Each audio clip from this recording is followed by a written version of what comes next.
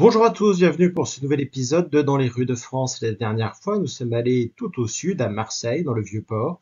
Et aujourd'hui, on va remonter complètement au nord pour découvrir un site qui a beaucoup changé aujourd'hui, qui est la rue de Lille à Lens. Elle ne porte plus le même nom actuellement et elle est désormais scindée entre la route de Lille et la rue René-Lannoy. Et sur notre plan de Lens, cette rue de Lille se trouve ici.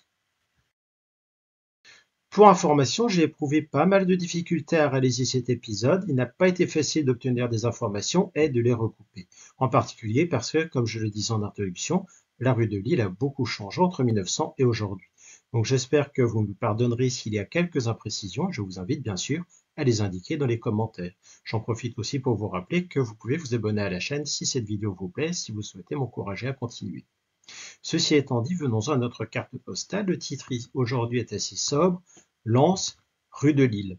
On a le cachet de la poste, mais malheureusement il est illisible. On arrive peut-être à lire 1905, mais ce n'est pas sûr. Mais on a tout de même le timbre rouge de la semeuse à 10 centimes qui semble nous confirmer qu'on est au début du XXe siècle. En bas, on distingue également l'éditeur qui est local puisqu'il s'agit de la librairie de Lattre à Lens. En fait, ce que nous voyons sur cette carte postale, c'est l'actuelle rue René-Lannoy qui est restée jusqu'en 1947 rue de Lille. Et on va regarder un plan pour se rendre compte de cette géographie. Et malheureusement, je n'ai pas trouvé de plan d'époque.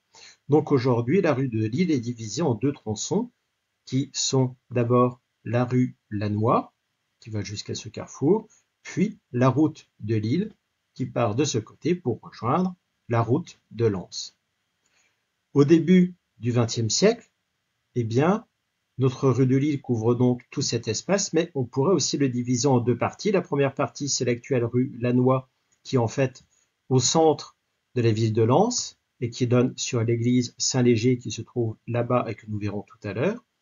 On a aussi une seconde partie qui sont en fait qui est marquée par les corons de la cité numéro 2, qui est dite cité du Grand Condé, et les mineurs qui vivaient dans ces corons travaillaient dans la fosse 2, qui est située ici, dans l'actuelle rue Lavoisier.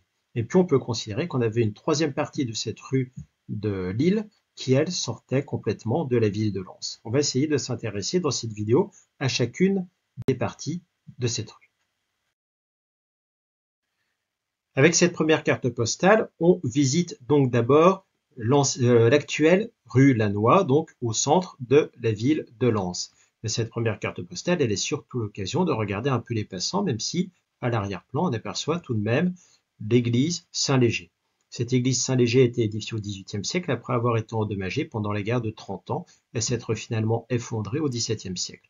On en reparlera tout à l'heure. On trouve aussi quelques commerces comme cette teinturerie ou là-bas ce magasin de cuir.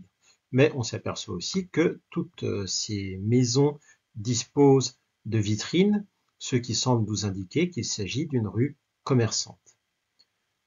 On a pas mal de monde aussi sur notre carte postale avec ce petit groupe là, avec ce petit garçon notamment qui vient de traverser la rue en courant. On trouve d'ailleurs beaucoup d'enfants sur notre carte postale. Et puis enfin, un petit groupe aussi à gauche qui marche plus sagement sur le trottoir. Parce qu'en effet, la rue est occupée par plusieurs attelages. Le premier, vous l'avez sans doute déjà remarqué, il s'agit manifestement d'un fiacre. Mais en regardant bien, on distingue un autre attelage à l'arrière-plan. Et plus en conséquence, celui-là peut être un omnibus hippomobile. On peut s'amuser à reculer de quelques mètres grâce à une nouvelle carte postale. Le titre est très intéressant. Lens avant la guerre, rue de Lille, Lille Street. Lens avant la guerre, ça signifie d'une part que la carte postale a été éditée dans les années qui ont suivi la Première Guerre mondiale et d'autre part que la ville a changé d'aspect. On y reviendra. Ensuite, la petite traduction en anglais, quelque peu inutile soit dit en passant, démontre qu'on s'adresse aussi à un public anglophone. Et là aussi, on y reviendra. Pour le moment, contentons-nous d'observer ce groupe d'enfants, ici un groupe d'enfants de tous âges, certains en costume d'écolier, d'autres non. On est bien sûr en noir et blanc, mais à côté, je pense qu'on est en présence d'un bâtiment typique de la région nord, puisqu'on a l'impression de percevoir le dessin des briques rouges. C'est évidemment difficile d'être catégorique. Vous voyez également que ce bâtiment abrite un magasin fourre-tout, bonneterie, épicerie, parfumerie, papeterie, conserve, grains, vins, liqueurs. Et puis on peut s'amuser à reculer encore plus avec une troisième carte postale. On reconnaît toujours au loin l'église Saint-Léger et grâce au cachet de la poste, nous savons que nous sommes dans les années 1900. On retrouve le magasin, les bâtiments en briques. On a aussi à droite un estaminet. Donc l'estaminet, c'est un débit de boisson typique aussi des régions du Nord. Au centre, on peut s'amuser à zoomer sur ce petit groupe. Mais il est possible de reculer encore plus dans notre rue de Lille. Et cette fois, on se retrouve route de Lille, dans l'actuelle route de Lille, dans les bâtiments construits par la Société des Mines de Lens. Ça semble un peu tristouille comme ça, mais regardez bien les bâtiments. La Société des Mines a fait en sorte que chaque petite maison ait un motif différent sur cette frise pour qu'on se sente tout de même un peu chez soi. Du coup, évidemment, c'est beaucoup moins triste. Revenons-en à cette carte postale. Vous vous souvenez du titre, Lens avant la guerre, avec sa traduction anglaise. En bas, vous avez également l'éditeur Fauchois qui a son établissement à Béthune. Cette carte postale appartient à une série de photos Lens avant la guerre qui répond elle-même à une autre série de photos Lens après la guerre. Je ne vous montre que la rue de Lille, mais il existe des photos de quasiment toutes les voies de Lens sur ce même thème. Il s'agit d'utiliser les cartes postales pour documenter les destructions de Lens, mais aussi pour communiquer autour de ces destructions.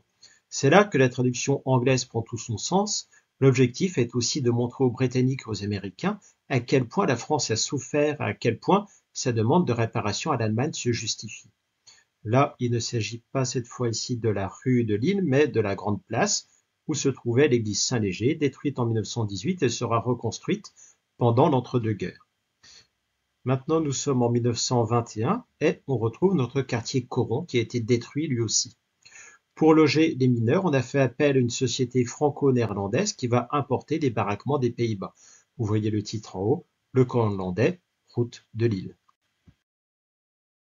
On en revient à notre carte postale initiale et je prends quelques secondes pour vous inviter de nouveau à vous abonner si cette vidéo vous a plu. On peut s'amuser à coloriser cette carte postale, mais vous voyez, j'ai aussi retrouvé une photo nous montrant le même endroit après les reconstructions des années 1920.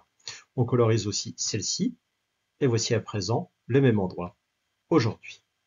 Je vous remercie d'avoir regardé cette vidéo. Je vous invite à nouveau à vous abonner. Je vous donne rendez-vous dans une semaine pour un nouvel épisode de Dans les rues de Paris.